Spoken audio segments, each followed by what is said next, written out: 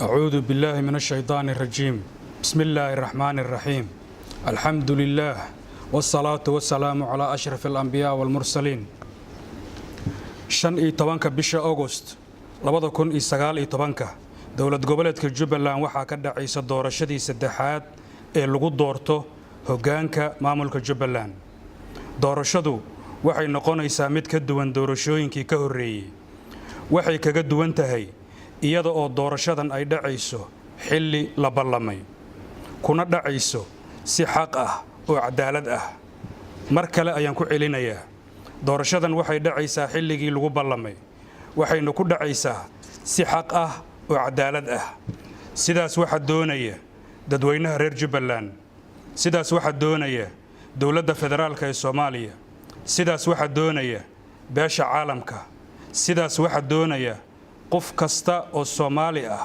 oo damiirkiisu u damqanayo dalkiisa iyo dadkiisa aniga oo ah Maxamed Cali Yuusuf maanta oo ay taariikhdu tahay 13 bisha shanaad 2019 magaala madaxda Jamhuuriyadda Federaalka ee Soomaaliya Muqdisho waxaan kaga dhawaaqayaa inaan ka mid ahay ragga isu taagaya tartanka hoggaanka Jubbaland darteed ayaan u joogsaday inaan xilkaas raadiyo sababta kaliya ee aan u doortay inaan doorashada ka qayb galana waxay tahay Jubbaland darteed waxaan ahay nin ay lixjecli ka hayso dalka iyo dadka Jubbaland waxaan ahay nin u dhashay kuna barbaaray waxna ku bartay Jubbaland ee deegaanka kuma aanan iman doolaal xildhibaan ayaan ka noqday oo maamulka Jubbaland ayaan wax ka dhisay aniga oo si daacad ah ugu adeegay markaan damcay inaan Jubbaland u heeliyo waxa iga hor joogsaday siyaasiyiin doonayay inay deegaanka ka adeegtaan laakiin ayaan u adeegin waxaan la noolaa qayb ka mid ahna aan ku dhex noolaa dhibaatooyinkii soo maray goboladan dhammaantaya waxaanu ogsoonahay in xilli kala guur ah aanu ku sugannahay waxaanu taagannahay afka laba wado inaan midood raacno wadana gaarsiisa baraare iyo biryasamaad iyo wadana gaarsiisa hoolato iyo halaag natiijada doorashada waxay noqonaysaa mid afka saarta labadaas wado midood sidaa darteed doorashada nagu soo fooda leh waa doorasho taariikhi ah oo talaalkii Jubbaland la abuurayo si faca inaga dambeeya aanu u dhaxalsiino nolol ayatiin wacan waxa muuqata dadka reer Jubbaland inay heleen hogaankii ay mudnaayeen iyo maamulkii ay mudnaayeen xilligu waa uu ina qasbaya oo xaaladdu waa ina qasbaysaa labaduba waxay nagu riixayaan in isbedel ka dhaco Jubbaland isbedel xididada ka yimaado oo siyaasadda Jubbaland ciid rogid ku sameeya kaas oo aanan ahayn qof ku bedel qof ama koox ku bedel koox isbedel horseeda nolol lagu naaloodo isbedel siyaasaddiisu tahay cadaalad iyo sharciga oo sareeya dhaqaalihiisu yahay wax soo saar iyo dheef wadaag dhaqankiisu yahay jacayl iyo walaaltinimo si arrinkaas loo gaaro doorashadu waa inay noqotaa mid u dhacda Jubbaland darteed oo ay noqon mid u dhacda qof iyo qoys dartood dadweynaha Jubbaland oo mideeyo cududooda calafkooda iyo aqligooda ayaa wajigaas u yeeli kara doorashada Jubbaland waxaan ku dhiiraday inaan isu taago qabashada xilka ugu sareeya Jubbaland aniga oo ogsoon xilliga adag iyo xaaladda qalafsan oo gabi ahaan Soomaaliya ay marayso aniga oo fahamsan in deegaanka iyagu yahay mid leh ahmiyad geostrategy iyo geoeconomy kaas oo kalifaya soo jiidashada indhaha ummadaha caalamka nagula nool aniga oo yaqiinsan in hoggaanka waqtigu uu ka dhamaaday uu yahay mid ku fashilmay xilkii weynaa ee loo igmaday waxaan halkan ka sheegayaa sababta aan ugu dhiiraday ka qaybgalka doorashadan inay tahay mid keliya taas oo ah Jubbaland darteed. waxaan dhammaantaya aanu isla qiraynaa in siyaasadda Jubbaland ay fashilantay. haddaba ogaada, fashilaadu ma ahan arrin la doorto, bal waxay tahay mid lagu qasban yahay oo bulsho waliba waxay nolosha kala kulantaa xilliyo ay fashilan tahay, sida qof kasta uu nolosha kala kulmo xilliyo uu fashilan yahay. laakiin waxaa doqoniino ah iyo karti xumi ah in la fashilmo misana fashilaadii wax laga baran waayo. horaa loo yiri ceeb ma ahan in la kufo, laakiin waxaa ceeb ah in la kufo oo la kici waayo. oraah ayaa jirta sheegaysa 10 jeer oo aad kufto waxaad kaga bogsoon kartaa hal mar oo aad si sax ah u kacdo. Jubbaland siyaasad ahaan waa ay kuftay, maamul ahaan waa ay kuftay, dhaqaale ahaan waa ay kuftay, dhaqan ahaan waa ay kuftay. waxaan u joogsaday inaan kiciyo dadkii xalaasha ahaa ee ila kicin lahaana aan u keeno, si dabadeed dadkeeda ay u gaaraan baraare iyo baryasamaad. waxaan doonayaa inaan ku kiciyo dhaqan iyo sooyaal aanu ka dhaxallay aabbayaal iyo awoowayaal, kuwaas oo na baray wada noolaanshaha aadamiga, iscafinta dadka iyo walaaltinimada beelaha inay yihiin mabaadi'da saldhigga u ah noloshooda. dhaqan iyo sooyaal ayaan biyuhu qoyn karin, dabayluhuna ayaan qallijin karin. dhaqan iyo sooyaal uusan dabku gubi karin, birtuna ayaan jibin karin. si aanu u noolaanno waxaanu u baahannahay in aanu nolosha raadinno. waxa ugu fudud oo aanu ku raadin karnaa waa codkayaga oo Jubbaland darteed aanu u midayno. meel walba oo dhibanayaal xal waayay ay joogaan, codkoodii ayaa la maqli waayay tafaraaruqa haysta darteed. meel walba oo dhibanayaal xal helay ay joogaan, codkoodii ayaa la maqlay midnimo iyo urursanaan darteed. anigu Jubbaland darteed waxaan horseeda u ahay midaynta codka bulshada dhiban ee codkooda aanu weli la maqal. anshaxa guuldarrida ah ee Jubbaland ku habsaday waxaa sabab u ah kalsooni darrada ku dhacday bulshada reer Jubbaland. khayraadka Jubbaland yaal waa uu ka badan yahay Soomaali oo dhan, laakiin bulsho kalsoonidii ka maqan tahay mar walba waa bulsho sabool ah.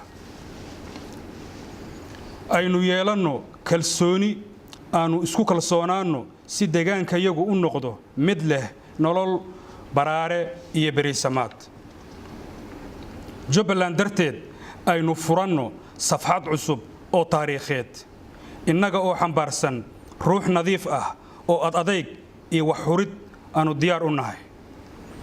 sida ilayska qorraxda uu u soo baxo oogta waabari, aynu ka shaqayno doorashada soo socota inay noqoto ilays u soo baxay Jubbaland. haddaanu isu yara sheegno macaalimta ay Jubbaland leedahay, gobolku waa maamul goboleedkii labaad ee u dhisma Soomaalida. wuxuu ka kooban yahay 3 gobol oo kala ah Gedo, Jubbada Dhexe iyo Jubbada Hoose, iyo 15 degmo oo baaxadoodu tahay 112,293 kilomitir oo laba jibaaran. dhulkaasi wuxuu ka weyn yahay wadamo ay ka mid yihiin Malawi, Sierra Leone, waqooyiga Kuuriya, Imaaraadka Carabta, Serbiya, Austria iyo kuwa kale oo magac iyo maamuus ku leh dunida. gobolku wuxuu leeyahay arrimo uu la gaar yahay marka la eego gobolada kale oo ay ka dhisan yihiin maamulada federaalka ah. dhulka gobolka waxaa mara webiga Jubba oo ah midka ugu weyn dalka, ugu biyo badan, isla markaasna biyihiisu ayan gurin sanadka oo dhan. webigan oo lagu tilmaamo saladii raashinka ee Soomaaliya ayaa ilbiriqsi walba wuxuu Jubbaland ku soo qubaa biyo dhan 186,000 oo litir oo biyo ah. dhererkiisu xuduudda ilaa badda waa 1,800 oo kilomitir. webiga qiimahaas leh ayaa wuxuu dhex maraa gobol kasta oo ka mid ah saddexda gobol oo ay ka kooban tahay Jubbaland.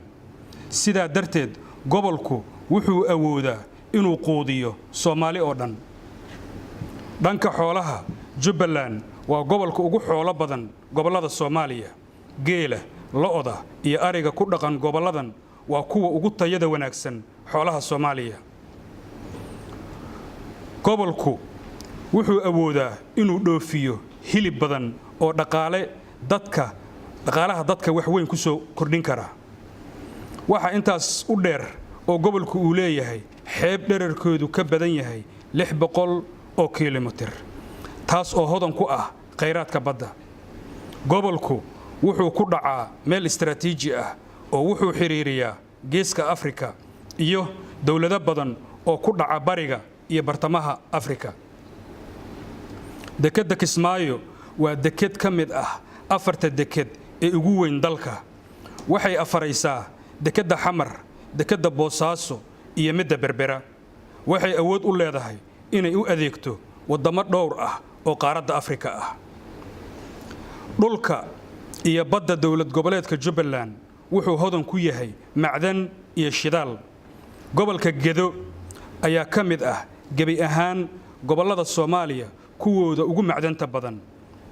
xuduud badeedda ay ku muransan yihiin Soomaaliya iyo Kenya oo ah mid dhacda Jubbaland ayaa iyadana marqaati ka ah hantida shidaalka ah ee gobolku hodanka ku yahay. dhulka sidaas u dihan dadkiisa waa dadka ugu saboolsan Soomaaliya. dadka ku nool saddexdaas gobol tiradooda waxay ka badan tahay 2 milyan oo qof. tiro lagu qiyaasay 180,000 ayaa qurbaha uga maqan. taariikhda casriga ah, gobolku wuxuu ku xusan yahay inuu yahay meeshii ugu horreysay oo uu ka bilowday dhaqdhaqaaq gumaysidiid ah. waxaa iyana ah arrin aanan caad saarayn doorkii Soomaalida gobolkan ay ka soo qaateen halgankii ay horseedaha ka ahaayeen dhalinyaradii SYL. gobolka waxaa sharaf iyo maamuus ugu filan xilligii ay dawladda Soomaaliyeed baryasamaadka ahayd 2 nin ee hayay xilalkii ugu sarreeyay dalka in labaduba ay ahaayeen kuwa u dhashay gobollada Jubbaland. 2daas nin waa Generaal Maxamed Siyaad Barre, Allah u naxariisto, iyo Generaal Maxamed Cali Samatar, Allah u naxariisto. waxaa kaloo gobollada Jubbaland u dhashay mid ka mid ah ra'iisul wasaarayaashii ugu tayada iyo hufnaanta fiicnaa ee Soomaaliya soo maray waa Dr. Cabdiweli Sheekh Maxamuud. Jubbaland waa dawlad goboleedka kaliya oo ay ku dhaqan yihiin dhammaan beelaha 4.5 ah oo Soomaalidu ay wax ku qaybsadaan. arrintaasi waxay sabab u ahayd in Jubbaland ay noqoto deegaanka ugu khilaafka badan Soomaaliya oo dagaalkii sokeeyana uu dhaawac xooggan soo gaarsiiyay. sidaa darteed waxaa gobolkan lagu tilmaamaa meesha ugu dambaysa oo Soomaaliya ay nabad ka imaanayso. isla markaas waxaa la ogsoon yahay goorta ay nabad hesho inay noqonayso deegaanka ugu horumarsan Soomaaliya. horumarkaas wuxuu ku iman karaa innaga oo si wadajir ah u raadinno in dhammaantaya aan guulaysanno.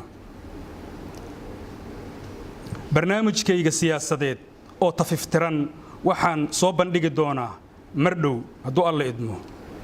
waxaan ku soo gabagabeynayaa Jubbaland darteed aynu u midowno. Jubbaland darteed aynu talada u wadaagno. Jubbaland darteed aynu qorshe mid ah ku galno doorashada nagu soo fooda leh. وبالله التوفيق. السلام عليكم ورحمة الله وبركاته.